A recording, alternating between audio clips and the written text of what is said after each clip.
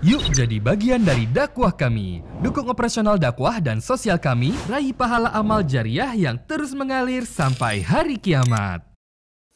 Assalamualaikum warahmatullahi wabarakatuh. Alhamdulillah, wassalatu wassalamu ala rasulillah. Segala puji dan puja kehadirat Allah subhanahu wa ta'ala, juga salawat dan taslim kepada Nabi besar Muhammad sallallahu alaihi wa ala alihi wa sahbihi wasallam. Alhamdulillah atas semua nikmat Allah dari makanan, minuman, air, oksigen, kendaraan, tempat tinggal, dan segala macam hal yang selama ini sudah kita nikmati. Dan pastikan nikmat-nikmat tersebut tidak akan pernah berhenti. Nabi SAW mengatakan bahwasanya sungguhnya rezeki seseorang itu akan mengejarnya sebagaimana ajal mengejarnya. Maka tugas kita adalah menikmati yang halal dan thayyibah, yang dihalalkan dan dibolehkan serta juga berkualitas, dan kita syukuri. Alhamdulillah atas semua nikmat itu. Kita akan melanjutkan Bapak Ibu sekalian materi bedah buku kita Riyadhus Shalihin yang tulis oleh Imam Nawawi rahimahullah, dan kita masih di bab 212 masalah bab qiyam atau keutamaan qiyamul lail. Dan sudah beberapa hadis kita baca pada pertemuan yang lalu, bermula dari 3 buah ayat Al-Quran tentang perintah untuk sholat malam, yaitu surah Al-Isra ayat 79, surah Sajadah ayat 16, dan juga surah Az-Zariyat ayat 17. Dan ini semua menyebutkan tentang motivasi dari Allah subhanahu wa ta'ala terhadap hambanya yang beriman di malam hari meluangkan waktu untuk sujud dan ruku serta bermunajat kepadanya. Dan kita sudah membahas hadis nomor 1167, 1168, 1169, 1170 sampai 1173. Jadi ada beberapa hadis yang sudah kita bahas, di mana semua itu menyebutkan tentang masalah pentingnya seseorang untuk bangun dan sholat malam. Dan hadis terakhir yang kita bahas adalah hadis nomor 1173, akan saya ingatkan kembali. Hadis itu ada di halaman 736 dari buku kita, berbunyi dari Abu Hurairah radhiyallahu anhu bahwa Rasulullah sallallahu alaihi wasallam bersabda, "Ya'khidu syaitanu ala kafilati ra'si ahadikum idza huwa nama thalatha uqad. Yadribu ala kulli uqdatin 'alayka laylun tawilun farqud. Fa in istayqadha fa dzakara Allah ta'ala in hallat 'uqdah. Fa in tawadda'a in hallat 'uqdah. Fa in shalla in hallat 'uqdah kulluha. Fa asbaha nashitan tayyiban nafsi wa illa asbah khabithan nafsi kaslan." Kata Nabi SAW, syaitan akan membuat 3 simpul di tengkuk salah seorang di antara kalian manakala dia tidur. Lalu syaitan memukul setiap simpul itu sambil mengatakan, malammu masih panjang, maka tidurlah. Bila dia bangun, lalu dia berzikir kepada Allah Ta'ala, maka salah satu simpul itu akan terbuka. Bila dia berwudu, maka satu simpul terbuka lagi. Dan bila dia sholat, maka terbukalah semua simpul tersebut. Hadiahnya, kalau kita berzikir pada saat bangun, kita wudu, lalu kita sholat, maka pagi harinya dia akan merasa sangat semangat dan senang. Ya, dan kita sudah terjemahkan secara letterlet makna daripada nasyiton thayyiban nafs. Nasyid artinya sangat semangat, rajin. Kemudian thayyiban nafs, lapang dada, hidupnya tenang. Ya. Jadi walaupun kita kurang tidur di malam hari, tapi kalau kita memang meluangkan waktu untuk bangun dan melakukan sunnah-sunnah ini, kita berzikir pada saat bangun tidur, kemudian kita juga berwudu lalu kita sholat, maka secara otomatis kita akan mendapatkan oleh-oleh ini, hadiah ini. Pasti di pagi harinya kita akan sangat semangat. Ya, kita juga akan punya ide yang cukup banyak. Kita juga akan jauh dari segala macam mara bahaya, karena memang yang dimaksud juga dengan nasyitan thayyiban nafs ini adalah dia semangat, dia jauh dari segala macam gangguan, ya, segala macam mudah buat dia. Kalau dia tidak lakukan itu, tidur kebablasan, bangun tidak zikir, tidak wudu, tidak sholat tepat waktu, dimulai dari sholat malamnya, kemudian sholat subuhnya, maka Nabi mengatakan, maka asbaha khabithan nafsi kaslan. Jiwanya akan suntuk, sumpek, ya, sedih, ya, dia merasa ada kayak sempit dadahnya, dan juga akan sangat malas. Ini sudah kita jelaskan pada pertemuan yang lalu panjang lebar tentang hikmah-hikmah dan ilmu yang bisa diambil dari hadis yang mulia ini. Kita akan masuk sekarang hadis nomor 1174. Dan ini hadis pertama kita bahas pada kesempatan ini. Berbunyi dari Abdullah bin Salam radhiyallahu anhu bahwa Nabi SAW bersabda, "Ayuhan nas, abshus salam wa at'imut ta'am wa sallu bil laili wan nasu niyam tadkhulul jannata bisalam." Wahai orang-orang, wahai sekalian manusia, seringlah atau selalulah tebarkan salam. Kemudian berilah makan. Kemudian solatlah saat orang-orang sedang tidur. Niscaya kalian akan masuk surga dengan selamat. Diriwayatkan oleh Tirmidzi dan beliau berkata hadis ini adalah hasan sahih. Hadis ini teman-teman sekalian adalah termasuk hadis pertama yang disebutkan oleh Nabi SAW pada saat beliau tiba di Madinah. Berarti menandakan memang hadis ini adalah termasuk hadis yang pertama yang disebutkan di awal hijrah. Dan kita tahu fase Mekah itu belum banyak berlaku hukum-hukum syariat. Makanya ayat-ayat Makkiyah yang turun di Mekah itu cenderung kepada kisah umat-umat sebelum kita tentang surga dan neraka, tentang tauhid kepada Allah SWT karena masih penanaman pondasi keimanan. 13 tahun di Mekah itu dikenal ayat-ayat yang turun namanya ayat-ayat Makkiyah. Begitu juga dengan penyampaian hadis-hadis Nabi SAW. Belum ada perintah puasa, belum ada perintah jihad, belum ada perintah zakat. Ya. Salat saja Isra Mi'raj terjadi di tahun ke-11 dari masa kenabian. Artinya setelah 10 tahun berjalan dakwah di Mekah, baru proses Isra Mi'raj perintah sholat 5 waktu itu di tahun ke-11-nya baru diperintahkan. Nah begitu juga dengan hadis-hadis Nabi SAW tentunya berbicara tentang umumnya masalah tauhid. Tapi di Madinah maka sudah mulai ayat-ayat Al-Quran yang turun di Madinah dikenal dengan ayat-ayat Madaniyah selama 10 tahun. Ini isinya hukum-hukum. Mulai disyariatkannya puasa Ramadan di tahun 2 Hijriah. Bahkan jumlah solat berubah itu di fase Madinah. Tadinya di Isra Mi'raj itu solat masing-masing 2 rakaat. Subuh 2, duhur 2, asar 2, maghrib 2, isya 2. Nanti fase Madinah baru berubah hukumnya. Subuh tetap, tapi duhur, asar dan isya ditambah 2 rakaat dan maghrib ditambah 1 rakaat. Adanya perintah jihad, adanya perintah zakat, adanya perintah haji dan umrah. Semua itu terjadi di fase Madinah. Nah berarti menandakan hadis ini kena disebutkan di Madinah dan awal sekali Nabi sebutkan hadis. Karena Abdullah bin Salam radhiyallahu anhu perawi hadis ini, dia salah seorang yang masuk Islam di awal-awal ya, dan dia langsung menyampaikan yang pertama Nabi sampaikan waktu manusia mengurumuni beliau sebelum beliau membangun Masjid Quba, penyampaian tentang hadis ini. Jadi menandakan hadis ini punya kedudukan yang sangat tinggi. Bergabung di dalamnya antara ibadah kepada Allah dan muamalah yang baik dengan manusia. Ini kurang lebih gambaran tentang kronologis hadis ini. Kita akan masuk faedah pertama dari hadis. Yang pertama adalah adanya perintah dari Nabi SAW untuk masuk dalam surga menebarkan salam. Afshus salam, sebarkan. Jadi bukan hanya sekedar diucapkan biasa saja atau hanya kepada orang yang dikenal saja. Tetapi dia harus disebar luaskan. Baik dalam bentuk lisan atau tulisan, sama. Ya. Berarti di sini apa yang dilarang untuk mengucapkan zikrullah di WC, di kloset WC itu, diantaranya adalah mengucapkan salam dan menjawab salam, tidak boleh juga dalam bentuk tulisan. Seperti orang lagi bawa handphone ke kamar mandi, kemudian dia jawab WA-nya temannya misalnya, lalu dia membalas salam tulisan, ini tidak boleh. Karena tulisan sama lisan hukumnya sama. Kalau orang salam ini, kalau ada orang ucapin misalnya, Assalamualaikum warahmatullahi wabarakatuh, misal contoh, dan kita tidak sempat menjawabnya. Sebagai contoh misalnya kita tersibukkan, dan orang itu lewat di depan kita, mengucapin salam dan tidak sempat kita jawab. Ini kalau contoh kasus terjadi. Kemudian kita baru teringat, oh tadi supaya si fulan ini atau fulana salam dengan saya.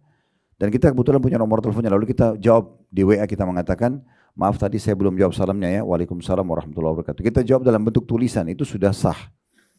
Walaupun dia mengucapkan dengan lisan, kita jawab dengan tulisan, karena kurang lebih hukumnya sama. Lisan dengan lisan boleh, lisan dengan tulisan boleh, tulisan dengan lisan juga boleh.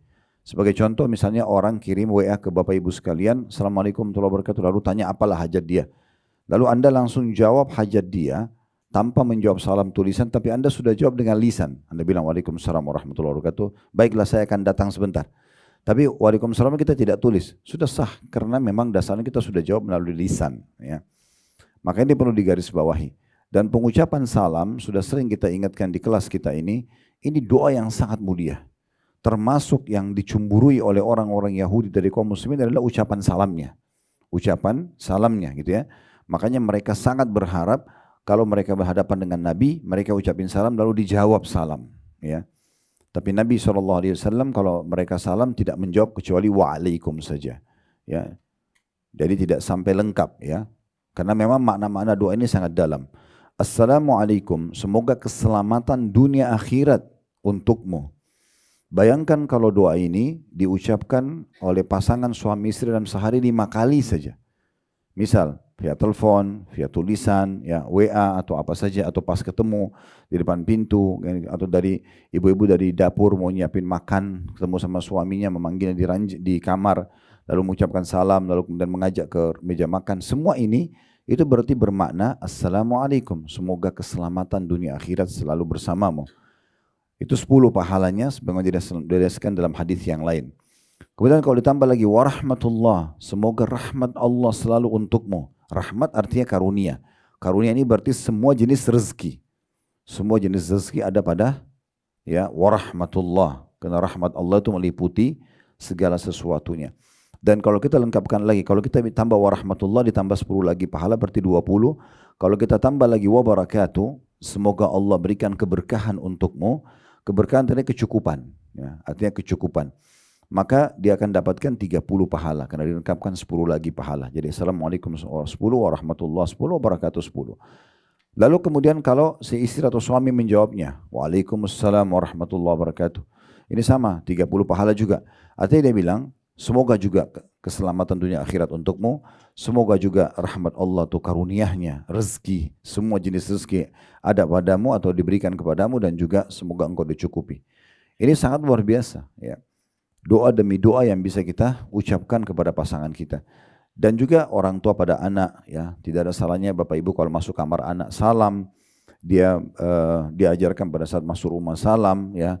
Intinya kita setiap kali bertemu, usahakan tidak pernah lepas dari salam. Kata Nabi SAW, kalau dua orang muslim sedang jalan dan terpisahkan oleh batu atau pohon, kemudian salah satu memulai salam, maka dia adalah yang lebih baik di antara keduanya. Jadi tetap kita dianjurkan mengucapkan salam walaupun terpisah dengan pohon sama batu lagi jalan ngobrol berdua. Gitu kan? Nah apalagi kalau kita dipisahin dengan dinding kamar, dinding dapur, ruang tamu dan seterusnya. Maka salam perlu dihidupkan. Kembali kami ingatkan adalah keutamaan, salah satu keutamaan salam juga kata Nabi SAW, kalau seseorang akan masuk ke dalam rumahnya lalu ucapin salam, maka setan-setan di sekitar rumahnya mengatakan tidak ada tempat, kepada teman-temannya, tidak ada tempat nginap buat kalian malam ini. Jadi dengan salam saja di depan pintu, walaupun tidak ada yang dengar, hanya kita sendiri karena tidak ada orang di rumah misalnya, sebagai perintah oleh Allah dari Allah dan Rasul untuk salam, sebagaimana Allah jelaskan dalam surah An-Nur, ya, walaupun tidak ada orang, maka fasallimu ala anfusikum tahiyatan min indillah. Salam buat diri kalian sendiri. Buat diri kalian sendiri kalian bisa ucapkan salam sebagai kata sambutan yang baik dari Allah. Maka syaitan-syaitan akan bilang sama teman-teman, tidak ada tempat nginap buat kalian malam ini. Artinya penjahat tidak bisa masuk. Ya. Yang menggerakkan penjahat-penjahat manusia melakukan kriminal, pencurian, pembunuhan, pemerkosaan itu adalah syaitan-syaitan jin. Kalau syaitan-syaitan jin saya tidak bisa masuk ke rumah, berarti syaitan-syaitan manusia lebih pantas tidak bisa masuk. Hanya dengan salam. Dan kalau dia baca bismillah pada saat mau makan, maka syaitan-syaitan berkata lagi pada teman-temannya di sekitar rumah itu, tidak ada makan malam buat kalian malam ini. Jadi jangan pernah anggap remeh sunnah-sunnah yang seperti ini. Ya, jadi hidupkan salam tersebut. Ya. Kemudian yang kedua, pelajarannya adalah untuk masuk ke dalam surga, wa at'imut ta'am, berikan makan kepada orang-orang. Ini termasuk ibadah yang jarang dipikirkan oleh banyak kaum muslimin. Ya, padahal sebenarnya memberi makan orang mampu atau orang miskin tetap sama pahalanya ya. Jadi jangan kita pikir, oh saya bagi-bagi makanan untuk orang miskin saja, untuk anak yatim saja. Orang mampu pun bisa kita berikan makanan. Di pengajian seperti ini disiapin makanan saya biasa lihat oleh pemilik rumah, jazahumullah khairan, semoga Allah balas pahala ini. Dan cukup banyak misalnya teman-teman kita yang lain kadang-kadang ya ada tamunya datang dikasih makanan, ada keluarga datang dikasih makanan, atau kadang-kadang mentraktir teman-temannya misalnya, atau mengirim buka puasa, bukan hanya di Ramadan, tapi puasa Senin Kamis, Ayyamul Bid misalnya dia kirim ke rumah orang tuanya, ke rumah kerabatnya, ke pesantren, ke panti asuhan, apa saja, ini semua termasuk memberikan makan. Sebagian salaf berkata, aku menyiapkan makanan kesukaan 10 orang temanku, ya, makanan kesukaan mereka, lebih aku sukai daripada aku sholat malam sunnah, tahajud semalam suntuk. Karena mereka menganggap memberi makan itu bahkan lebih besar pahalanya daripada tahajud. Ya, karena memang memberi makan orang membuat dia lebih kuat untuk beribadah, memunculkan rasa sayang dan cinta sama kaum muslimin, menghilangkan rasa lapar mereka, ya kan gitu. Bahkan kadang-kadang banyak orang tidak sadar dengan memberikan makan orang lain, mungkin dalam hatinya ada hasad atau iri, itu bisa hilang hanya dengan kita memberikan makanan misalnya. Nah, ini bagian hal yang sangat baik, dan dalam Islam cukup banyak dalam syariat Allah SWT memberi makan orang. Selain memberikan makan seperti disebutkan dalam hadis ini, berikan makan orang-orang selain sebarkan salam, karena di akhir hadis tadi kalian akan masuk surga dengan sambutan yang meriah. Maka juga ada kafarah namanya, denda, hukuman kalau kita mau bersihkan kesalahan kita. Seperti contoh orang berhubungan biologis yang hari suami istri di bulan Ramadan. Kan hukumannya, kafarahnya selain dia taubat kepada Allah dan membayar utang Ramadan itu, dia membebasin budak. Kalau tidak bisa, baru pindah ke puasa 2 bulan berturut-turut. Kalau nggak bisa, memberikan makan 60 orang. Ya, memberi makan, walaupun di sini memberi makan 60 orang miskin gitu ya. Tetapi memberi makan secara umum masuk dalam bagian kafarah gitu ya. Sama juga dengan orang bersumpah demi Allah misalnya, padahal sebenarnya dia keliru. Kan itu kafarahnya ada. Ya, dia bebasin budak, kalau tidak bisa maka dia berpuasa 3 hari berturut-turut, atau dia memberikan makan 10 orang miskin gitu kan. Jadi memberi makan ini bagian daripada hal yang diperintahkan dalam syariat Allah Subhanahu wa taala. Dan sudah kami jelaskan tadi, di antara hikmah kata ulama, bisa melunakkan hati orang di depan kita, bisa menunjukkan rasa kasih sayang di antara mereka, bisa menghilangkan rasa hasad dalam hati karena kita berbagi dengan dia, apalagi makanan yang kita makan itu ya. Makanya Nabi SAW juga anjurkan para pembantu di rumah pun, ya, asisten rumah tangga. Kata Nabi SAW, janganlah seseorang di antara kalian dibawakan makanan oleh pelayannya, kecuali dia sudah mengajaknya makan bersama atau dia memberikan bagian darinya, karena dia sudah terlibat dalam pengurusan makanan itu. Dia sudah cium baunya, dia sudah lihat bentuknya, ya. Dia juga pengen, jadi tidak lagi namanya ngambil makanan di kulkas diam-diam atau di dapur, yang menjadi haram buat dia. Nah seperti itulah, dan cukup banyak hikmah dalam masalah ini. Pelajaran yang ketiga yang bisa diambil adalah, ini yang jadi saksi bahasan kita, dan sholatlah di malam hari, memang poinnya di saat manusia sedang tidur. Tapi ngantuk ustadznya, memang ngantuk malam hari, memang waktu tidur.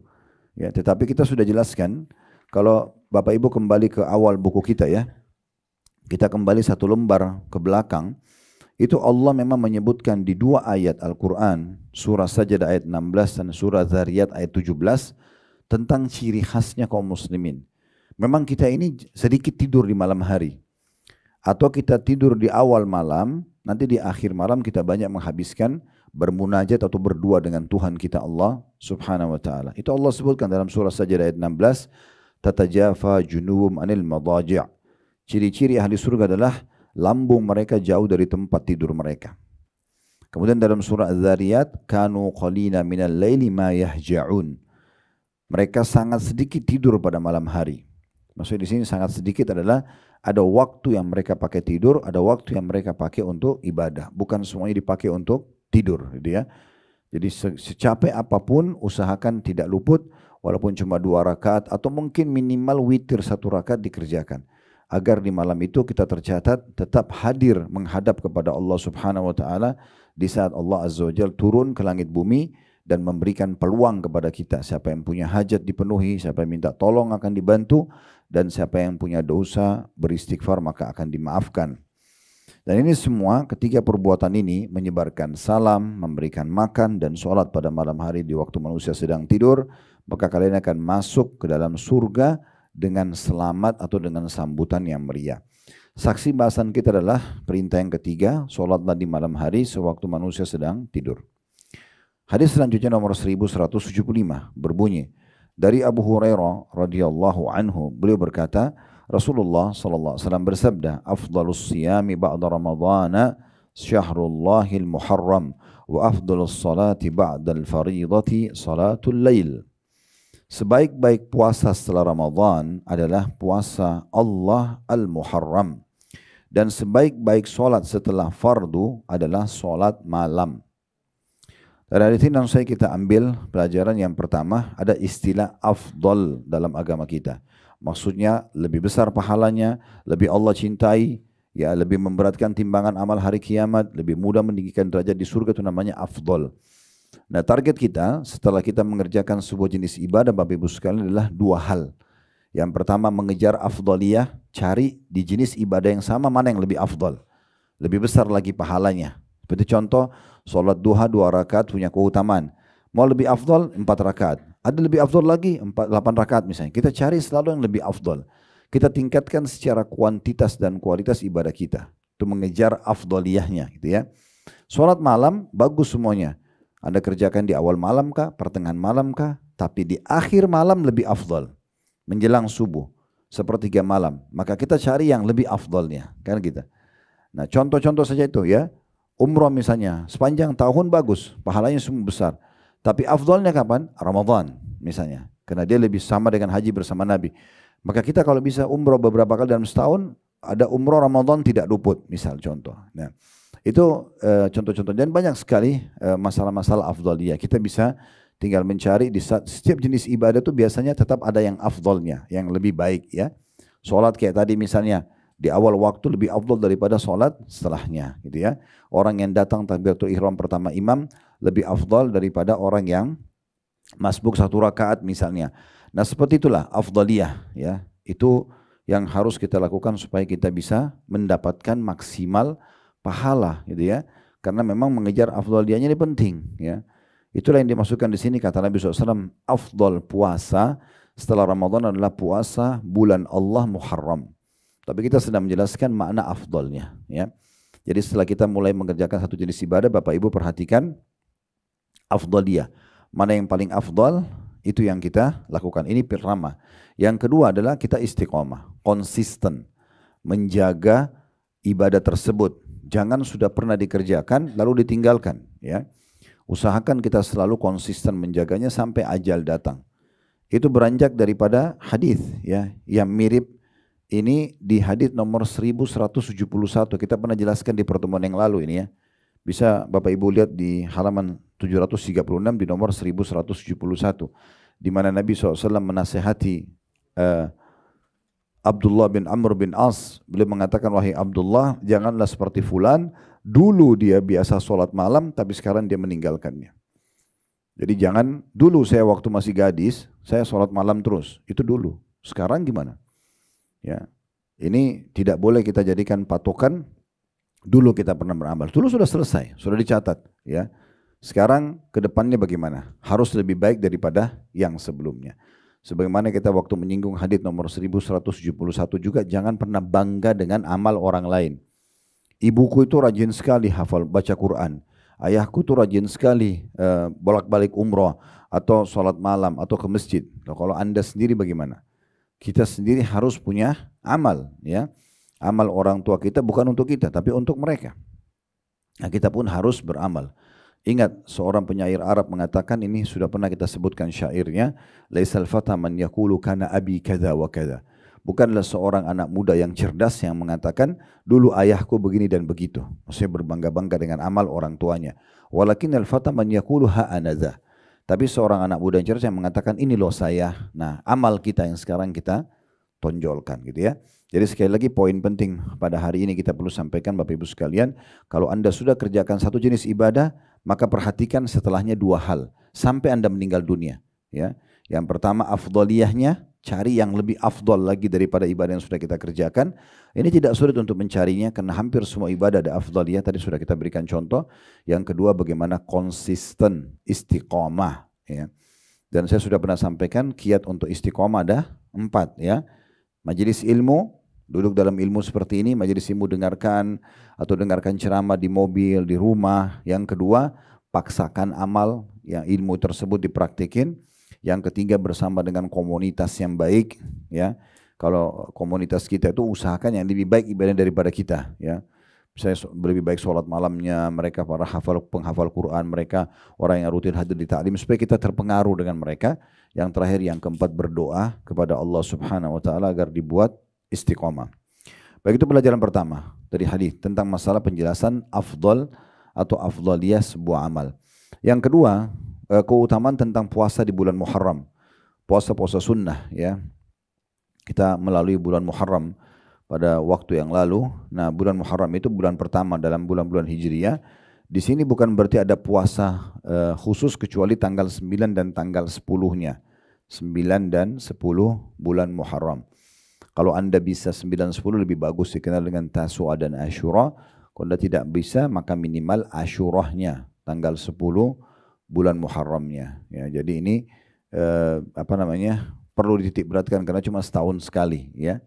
Kemarin pas kami lagi adakan daurah manajemen rumah tangga di Bandung, yang manajemen rumah tangga Islami 4 itu bertepatan 9-10 Muharram. Jadi kita ingatkan pihak hotelnya dan kami juga mendata semua jemaah yang ikut pada saat itu yang mau puasa Muharram agar breakfast hotelnya dimajukan ke makan sahur, dan alhamdulillah berjalan gitu ya.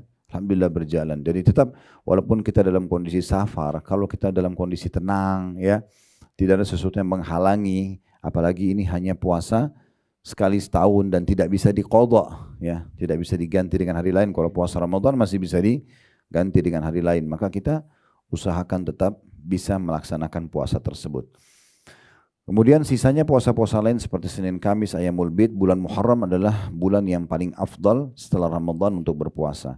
Pelajaran ketiga, ini jadi saksi bahasan kita. Kalau dari sisi sholat, yang paling afdal setelah sholat 5 waktu adalah sholat Qiyamul Lail. Di sini ada 2 pesan. Pesan yang pertama dari faedah yang ketiga dari hadis ini ya, yaitu bahwasanya sholat yang paling mulia 5 waktu itu. Subuh, duhur, asar, maghrib, isya. Ini jangan karena rutin kita kerjakan lalu kita asal-asalan saja. Ini harus betul-betul dititik beratkan. Saya sudah berbagi pada jemaah dari mulai kita bahas bab sholat ya. Ini semua masih bagian dari bab sholat ini. Keutamaan sholat malam. Sebelumnya sudah kita bahas sholat rawatib, sholat duha, sholat 5 waktu. Sudah kita sebutkan bahasan panjang lebar di buku kita ini ya. Jadi perhatikan 3 hal dalam sholat wajib dan sholat sunnah. Tapi sholat wajib di skala prioritaskan. Yang pertama tepat waktu. Yang kedua tepat gerakan, yang ketiga tepat bacaan. Ini kalau disimpulkan 3-3 ini menjadi khusyuk. Ya. Azan udah siap, bukan azan baru mau siap-siap. Ya. Jadi sebelum azan sudah wudu, sudah siap di atas sejadahnya. Kalau laki-laki sudah menuju ke masjid, ya, supaya dia tepat waktunya. Karena menjawab azan keutamanya sendiri. Ya. Pernah ada sahabat yang mengatakan, ya Rasulullah, muazzin itu mengalahkan pahala kami. Karena mereka azan dan mereka panen pahala orang yang pergi sholat. Kata Nabi SAW, kalian bisa mengimbanginya dengan mengucapkan seperti apa yang diucapkan oleh muazzin. Jadi walaupun lagi di jalan, azan, ada radio, nyalain radionya, dengarin azan itu. Jawab seperti yang dikatakan oleh muazzin. Karena itu kita dapat pahala seperti muazzin tersebut. Ya. Kemudian ya, kita jangan begitu awal waktu kita masih bisa dapat sholat qobliyah, kita masih bisa dapat doa antara azan dan iqamah ya. Kita masih bisa dapat kalau sholat berjamaah takbiratul ihram pertama imam. Ini semua punya keutamaan. Kemudian tepat gerakan. Ingat, tumaknina adalah kewajiban. Tenang dalam melakukan sholat, gerakannya tidak buru-buru, kewajiban. Kalau Anda buru-buru sholat, maka bisa batal sholatnya tersebut. Bisa sholat. Sebagaimana Imam Bukhari menghususkan bab namanya bab musi'us sholat. Bab tentang orang yang buruk sholatnya. Hadis yang diangkat adalah seorang sahabat yang datang menghadap Nabi SAW dan buru-buru sekali sholatnya. Ruku, sujud, semuanya buru-buru. Begitu selesai salam, walaupun dia ingin duduk bersama Nabi, kata Nabi SAW, ulangi sholatmu. Kau belum sholat.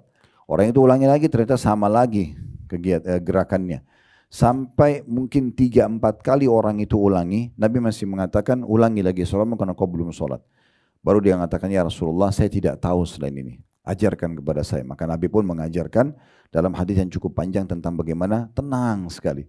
Sebelum takbiratul ihram, tenangkan semua sendi-sendi, kemudian baru takbir.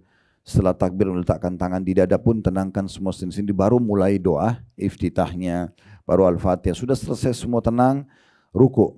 Ya. Ruku itu sudah sendi tenang, hitungan detik saja, 1-2 detik, baru kemudian baca Subhana Rabbil Azimnya. Satu bacaan ke bacaan yang kedua ada jeda 1 detik atau beberapa waktu saja walaupun lebih pendek dari itu.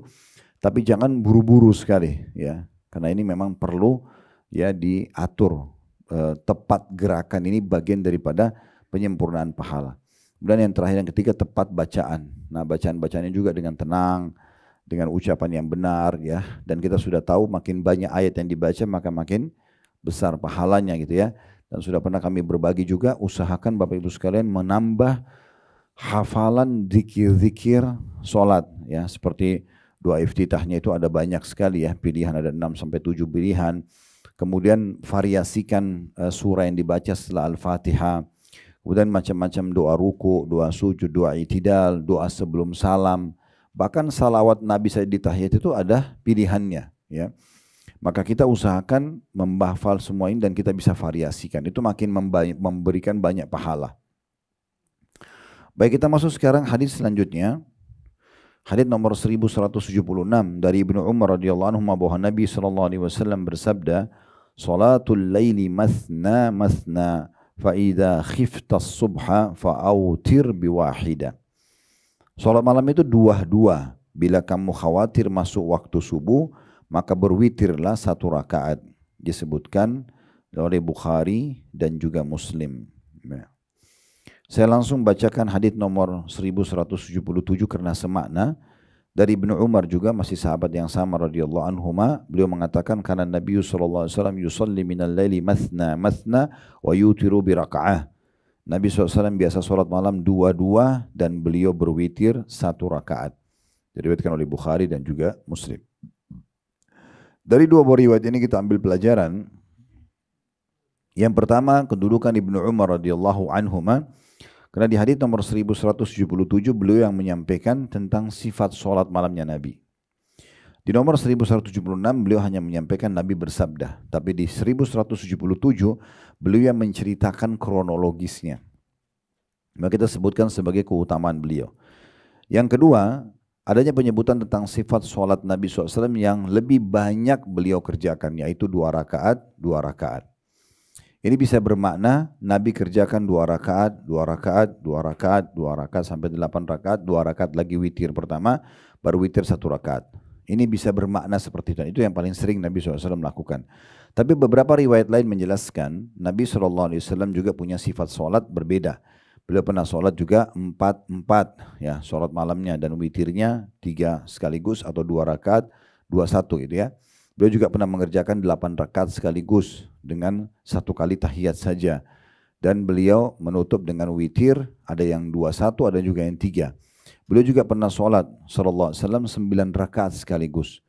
8 rakaat sholat malamnya, 1 rakaat witirnya. Jadi bukan 3 rakaat witir tapi cuma 1 rakaat. Dengan 1 kali salam. Jadi cukup banyak varian daripada tata cara sholat malamnya Nabi sallallahu alaihi wasallam dan bisa kita praktekin ya sholat-sholat malam ini supaya minimal tercatat di buku amal kita pernah kita kerjakan sholat-sholat tersebut. Walaupun kita rutin mengerjakan misalnya 2-2 rakaat gitu ya. Sebagai contoh. Ini bisa diambil dari potongan masna-masna dan juga ada tambahan yang lain.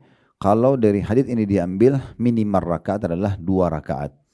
Kalau sholat malamnya, kalau witirnya minimal 1 rakaat. Kemudian pelajaran yang kedua atau pelajaran ketiga yang bisa diambil ya. Pelajaran pertama kedudukan Abdullah bin Umar radhiyallahu anhu. Pelajaran kedua sifat sholat malamnya Nabi SAW. Pelajaran yang ketiga adalah jumlah witir minimal 1 rakaat.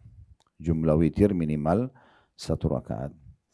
Baik, hadis selanjutnya nomor 1178 dari Anas radhiyallahu anhu, beliau berkata, karena Rasulullah sallallahu alaihi wasallam yuftiru minasyahri hatta nadhunnu alla yasuma min wa yasumu hatta nadhunna alla yuftira minhu syai'a wa kana la tasha'u an tarahu min al-laili musalliyan illa ra'aitah wa la na'iman illa ra'aitah. Rasulullah SAW tidak berpuasa dalam sebulan sehingga kami mengira beliau sama sekali tidak berpuasa di bulan itu. Dan beliau berpuasa hingga kami menyangka beliau sama sekali tidak pernah tidak berpuasa di bulan itu. Kalau kamu ingin melihat beliau sholat malam, pasti kamu melihatnya. Dan kalau kamu ingin melihat beliau tidur malam, maka kamu pun pasti melihatnya. Diriwayatkan oleh Bukhari. Dari hadis ini kita ambil pelajaran langsung saja. Yang pertama, kedudukan Anas radhiyallahu anhu, ini salah satu sahabat sekaligus pembantu Nabi sallallahu alaihi wasallam, ya. Beliau dititipkan oleh ibunya Ummu Sulaim radhiyallahu anha kepada Nabi SAW. Dan ini pilihan yang sangat tepat, ya, karena beliau Ummu Sulaim ini sangat faham kedudukan Nabi SAW, maka dia mengatakan, ya Rasulullah, ini anakku, jadikanlah asisten Anda. Maka Anas pun tinggal kurang lebih 9 sampai 10 tahun bersama Nabi SAW, dari umur 9 tahun sampai Nabi SAW meninggal. Dan beliau yang banyak menukil kisah-kisah kejadian Nabi SAW di rumah, ya, dan penyampaian hadis-hadis Nabi yang kadang-kadang ada wahyu turun, beliau menyampaikan kepada sahabat yang terdekat yang ada. Ini makanya beliau termasuk salah satu dari sahabat yang banyak merawi hadis dari kalangan sahabat laki-laki. Itulah Anas, dan Anas menceritakan, ini keutamaan beliau, ini faedah pertama dari hadis, keutamaan Anas, karena beliau menceritakan kepada kita tentang perbuatan Nabi SAW dalam masalah puasa dan juga sholat dan tidur di malam hari. Pelajaran yang kedua yang bisa diambil adalah bahwasanya Nabi SAW meletakkan semua perintah agama sesuai dengan tepat dan waktunya, gitu ya. Kalau beliau menemukan memang ada perintah Allah Subhanahu Wa Taala dalam sebuah ibadah dan itu diperintahkan untuk maksimal, beliau maksimalkan. Makanya dalam hadis yang lain Nabi SAW paling banyak berpuasa di bulan Sya'ban misalnya, ya. Kenapa? Karena memang Nabi SAW mendapatkan perintah seperti itu, ya. Sehingga beliau memulai dan melatih diri puasa lebih banyak sebelum datangnya Ramadan, ya, sebelum datangnya Ramadan.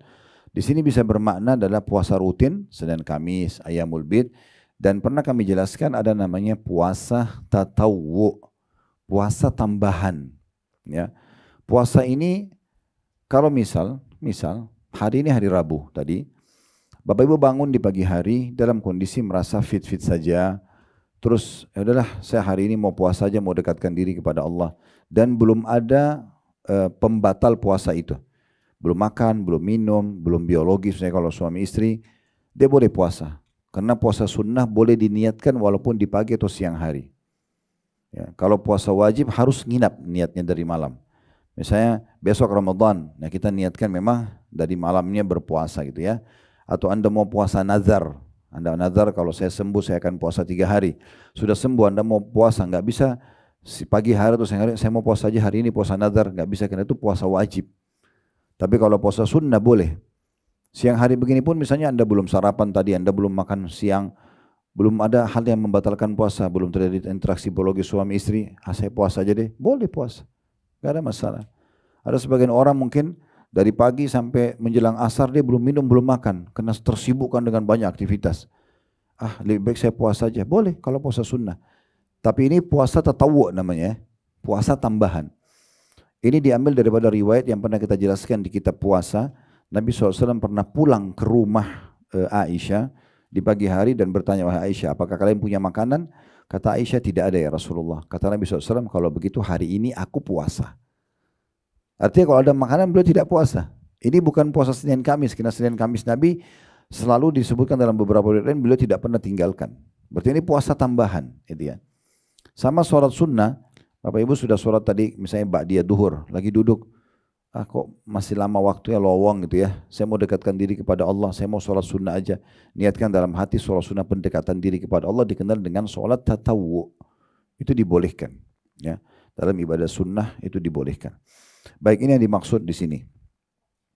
Kemudian pelajaran yang ketiga yang bisa diambil adalah bagaimana Nabi SAW juga membagi di malam hari antara beliau tidur dan beliau sholat, ya. Beliau juga melarang kita, kalau kita begadang terus setiap malam, walaupun tadi kita sudah bacakan ayat dalam surah Sajadah dan surah Az-Zariyat, Sajadah 16 dan Az-Zariyat 17, tentang sedikit sekali ciri ahli surga dan orang beriman itu tidur di malam hari, bukan berarti tidak tidur ya.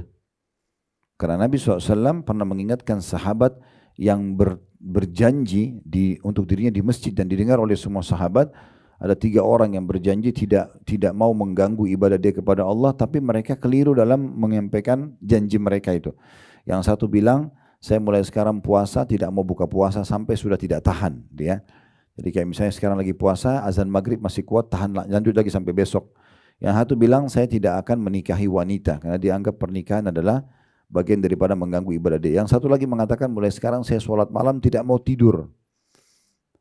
Nanti pagi baru tidur. Jadi semalam suntuk tidak tidur. Maka Nabi SAW untuk dengar ini beliau mengatakan, ketahuilah aku adalah orang yang paling bertakwa kepada Allah di antara kalian, sementara aku puasa dan aku buka puasa. Tidak ada beban seperti itu harus tunggu sampai 3 hari baru buka puasa. Dalam Islam tidak, ini namanya puasa wisol, nggak boleh. Ya. Kalau Nabi SAW memang ada puasa ini khusus untuk beliau, puasa kadang-kadang nanti hari kedua beliau buka puasa itu ada.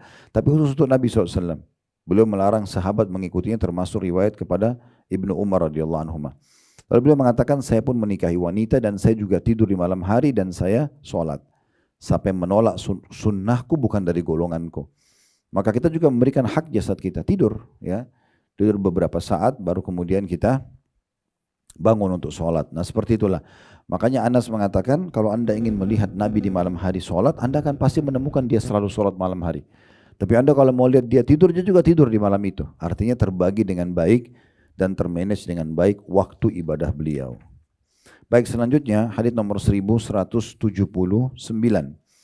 dari Aisyah radhiyallahu anha, anna Rasulullah sallallahu alaihi wasallam kana yusalli 11 rak'ah ta'ni fil lail yasjudu as-sajdata min dhalika qadra ma yaqra'u ahadukum 50 ayatan qabla an yarfa'a ra'sahu ويركع ركعتين قبل صلاة الفجر ثم يتجع على شكه الأيمن حتى يأتيه المنادي للصلاة. Bahwa Rasulullah SAW sholat 11 rakaat, maksudnya sholat malam.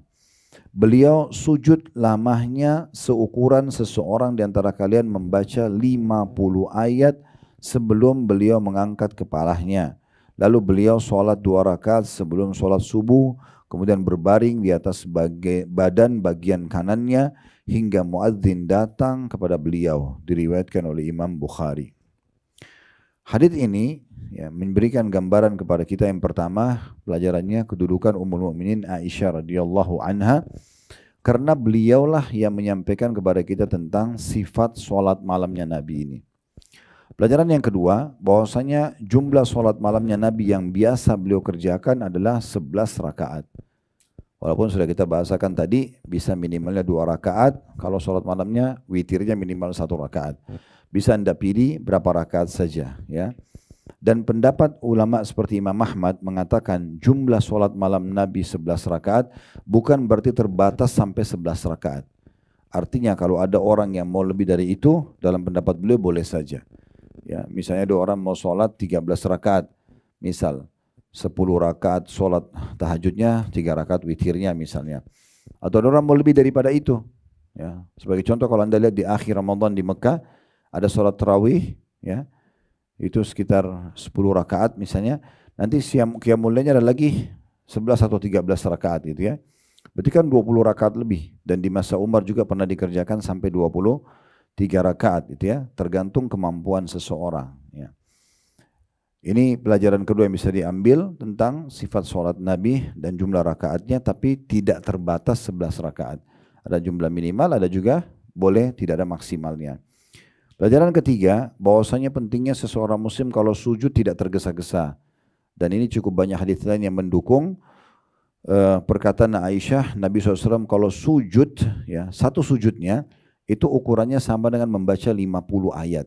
Itu kan berarti lama ya. 50 ayat ya. Jadi kalau kita baca 50 ayat itu kurang lebih anda kalau qul huwallahu ahad itu kan 4 ayat ya. Kalau anda ulangi 10 kali baru 40 ayat. Ya, berarti kurang lebih 12 sampai 13 kali seperti mengulangi qul huwallahu ahad itu dalam satu sujudnya. Ya, supaya mudah dipahami kita datangkan qul huwallahu ahad gitu ya. Nah, seperti itulah. Artinya di sini Nabi SAW memberikan contoh kepada kita bagaimana pentingnya seorang muslim memaksimalkan sujudnya. Karena ada sebuah hadis yang berbunyi akrabu abdun ila rabbih wa huwa sajid falyukthiru fihi du'a atau kama qala Nabi SAW. Seseorang dari kalian atau seorang hamba itu paling dekat dengan Tuhannya pada saat dia sedang sujud, maka perbanyaklah doa. Maka jangan sia-siakan di saat kita sedang sujud untuk bermunajat kepada Allah Subhanahu wa ta'ala. Dan kita pernah jelaskan kisah Sufyan ats-Tsauri rahimahullah yang dapat julukan Sajjad. Ini seorang ulama tabi'in dapat julukan ahli sujud. Karena suka sekali sujud dan kalau sujud lama sekali. Kalau sujud lama sekali. Maka beliau dapat julukan ini karena memang memaksimalkan sujudnya. Sampai temannya mengatakan saya pernah meninggalkan Sufyan sementara dia mau sholat sunnah. Begitu dia takbir saya mulai tawaf. Dia bilang. Saya tawaf 7 kali, Sufyan masih di sujud yang pertamanya. Ya, karena lamanya sujud gitu ya. Jadi memang mereka memaksimalkan sujudnya. Bukan buru-buru ya. Karena ini tempat yang paling dekatnya seorang hamba dengan Tuhannya Allah subhanahu wa ta'ala. Jadi pelajaran pertama kedudukan Aisyah radhiyallahu anha, yang kedua tentang jumlah solat malam Nabi SAW, kemudian yang ketiga tentang pentingnya seseorang memaksimalkan dan melamakan sujudnya, kemudian yang keempat pentingnya seseorang menjaga 2 rakaat sunnatul fajr. Ini sudah pernah kita jelaskan di babnya khusus ya, karena dikatakan setelah solat malam, solat witir, Nabi SAW begitu azan, selepas azan solat 2 rakaat ya sunnatul fajr yang sudah kita tahu lebih baik daripada dunia dan seluruh isinya. Pelajaran yang terakhir yang bisa diambil adalah pentingnya seseorang menjalankan sunnah ini. Tapi jangan kebablasan. Ya. Yang dimaksud sini adalah ittija. Ittija ala syikil aiman. Maksudnya Nabi SAW kalau sudah sholat sunnah qobliyah subuh itu, beliau berbaring di sisi kanannya. Ya. Ada juga makna ittija, itu adalah meletakkan siku di tanah. Melonjorin kaki ke sana. Ya. Sehingga memang bagian perut, paha, perut semuanya ini itu berada di sandaran itu ya. Tapi kita ditopang dengan siku. Atau memang syikil aiman juga bisa bermakna seperti orang kalau mau tidur di sisi kanan dengan meletakkan tangan di pipi lalu berbaring sejenak. Tapi bukan tidur ya. Kalau hanya untuk menjalankan sunnah Nabi, sini dikatakan Nabi SAW berbaring di atas badan bagian kanannya hingga muadzin datang kepada beliau. Ya, jadi di sini maksudnya untuk menjalankan sunnah Nabi boleh kita sebut sejenak ya, berbaring seperti itu. Ada makna, ada pendapat sebagian ulama berhubungan dengan masalah kemungkinan karena Nabi sholat malamnya sudah mengambil waktu dan mungkin butuh istirahat, maka beliau beristirahat di waktu itu. Atau memang ada hikmah-hikmah lain kita tidak tahu. Apakah waktu itu tepat sekali buat kesehatan dengan orang berbaring sejenak sambil menunggu iqamah? Allahu a'lam. Yang jelas kita jalankan karena sunnah Nabi alaihi salatu wassalam. Kemudian kita tutup dengan hadits ini tentunya. Silakan kalau ada pertanyaan setelah ini. Hadits nomor 1180 dari Aisyah radhiyallahu anha, beliau berkata, "Maka Rasulullah sallallahu alaihi wasallam yazidu fi Ramadan wala fi ghairihi ala 11 rak'ah yusalli arba'an fala tas'al an husnihinna wa tulihinna." ثم يصلي 4 فلا تسأل عن حسنهن وطولهن ثم يصلي 3 فقلت يا رسول الله أتنام قبل أن توتر فقال يا عائشة إن عيني تنامان ولا ينام قلبي. Kata Aisyah radhiyallahu anha, Rasulullah SAW tidak pernah sholat di Ramadan atau di luar Ramadan lebih dari 11 rakaat. Maksudnya sholat tahajudnya. Beliau sholat 4 rakaat. Jangan bertanya tentang panjang dan indah atau bagusnya. Kemudian beliau sholat lagi 4 rakaat. Jangan bertanya tentang panjang dan juga bagusnya. Kemudian beliau sholat 3 rakaat. Lalu saya bertanya, ya Rasulullah, apakah engkau tidur sebelum berwitir? Maka beliau menjawab, wahai Aisyah, sungguhnya kedua mataku tidur tetapi hatiku tidak. Hadis ini diriwayatkan oleh Bukhari dan juga Muslim atau muttafaqun alaih. Bagian diberikan tanda, nanti insya Allah kita akan lanjutkan di nomor 1181 di pertemuan akan datang ya. Sampai mungkin di akhir bab kita tidak tahu ya bisa selesai atau tidak di 1194. Jelas hadits ini memberikan pelajaran yang pertama Bapak Ibu sekalian kedudukan Ummul Mukminin Aisyah radhiyallahu anha di mana beliau menceritakan tentang kejadian ini kepada kita karena beliau sebagai seorang istri lebih faham tentang bagaimana kondisi suaminya Nabi Muhammad SAW kalau di rumah gitu ya. Pelajaran yang kedua, ulama berbicara dan membahas tentang masalah penyampaian Aisyah, Nabi SAW di Ramadan dan di luar Ramadan tidak pernah menambah lebih dari 11 rakaat. Nah di sini, apakah maknanya ini mutlak? Nabi nggak pernah sholat kurang atau lebih dari 11 rakaat? Ulama membahas. Jadi 2 pendapat. Pendapat yang pertama, ada yang mengatakan letterlet, seperti itu. Berarti memang Nabi di Ramadan, luar Ramadan memang cuma 11 rakaat. Nah, orang yang berpegang pada pendapat ini mengatakan kalau orang di Ramadan sudah sholat tarawih 11 rakaat, walaupun mau tahajud lagi sudah nggak bisa. Kalau dia sudah sholat 11 rakaat, dia nggak bisa lagi tahajud di malamnya. Yang penting jumlahnya 11 rakaat. Nah, seperti itu pendapat pertama. Pendapat kedua, dan ini lebih kami cenderung dengan pendapat kedua ini, yang mengatakan sebenarnya perkataan Aisyah ini bukan mutlak. Aisyah radhiyallahu anha menceritakan tentang apa yang dia tahu waktu Nabi di rumahnya. Ya. Karena Nabi berpoligami, maka Nabi setiap malam berpindah. Maka bisa saja di malam Aisyah bercerita, kalau di malamku, seakan-akan beliau mengatakan begitu, Nabi tidak pernah sholat lebih dari 11 rakaat. Tapi bukan berarti di malam yang lain beliau tidak sholat lebih ataupun kurang dari itu. Nah, terbukti ada juga riwayat yang lain, Nabi SAW itu sholat sampai 13 rakaat gitu ya. Kemudian pelajaran yang ketiga, ini juga menyebutkan tentang salah satu cara sholat malam Nabi. Tadi di hadis sebelumnya kan dibilangi oleh Aisyah mengatakan masna, ya. Anas bin Malik ya berkata di hadis nomor 1178, kalau sholat malam Nabi itu 2 rakaat. Hadis Ibnu Umar, hadis Ibnu Umar nomor 1177. Tapi di sini Aisyah mengatakan sholat malam Nabi 4 rakaat, 4 lalu witir 3, gitu ya. Berarti menandakan memang ada ya beberapa tata cara sholat malamnya Nabi SAW. Nah, sampainya kepada kita tata cara ini, Bapak Ibu boleh pilih salah satu yang dirutinkan. Misalnya 2 rakaat, 4 rakaat selesai, witirnya 21. Anda mau rutinkan itu silahkan. Tapi coba lakukan walaupun sekali seumur hidup, divariasikan yang 2, kemudian witirnya 3 tanpa tahiyat pertama. Karena ini pernah juga dinukil dari Nabi SAW. Sesekali kerjakan juga 4-4-2-1. Sesekali kerjakan 4-4-3 ya, dengan 1 kali salam ya, 4-nya 1 kali salam, 4 1 kali salam, witirnya 1 kali salam. Itu yang disebutkan dalam hadits ini ya. Nabi SAW juga pernah 8-2-1 ya, pernah juga 8-3.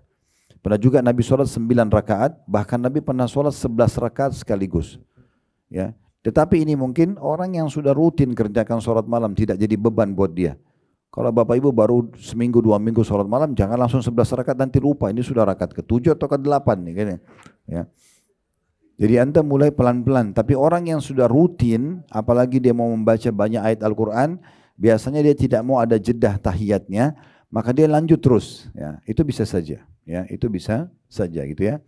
Kemarin waktu di daurah kita ada acara sholat malam bersama, saya sengaja praktikin yang 11 rakaat. Sebab memang mungkin jemaah belum terbiasa. Maka saya coba ini loh, ada salah satu sunnah, contoh dalam sunnah kita lakukan. Walaupun sekali seumur hidup, minimal tercatat di buku amal kita pernah jalankan sunnah itu. Ya, supaya tidak monoton di satu jenis saja, maka semua bisa tervariasikan. Nah seperti itulah. Pelajaran keempat, tentang pentingnya seseorang melamakan sholatnya dan memperindah. Ya, dia menikmati setiap gerakannya, menikmati setiap bacaannya, semua itu ada nilai pahalanya. Dan jangan berikan peluang syaitan untuk mengurangi kadar pahala dengan tergesa-gesa di gerakan, tergesa-gesa di bacaan. Ya, coba nikmati setiap gerakannya dan yakin ada pahalanya. Juga nikmati setiap bacaan yang kita ucapkan. Makanya kami pernah berbagi tipsnya.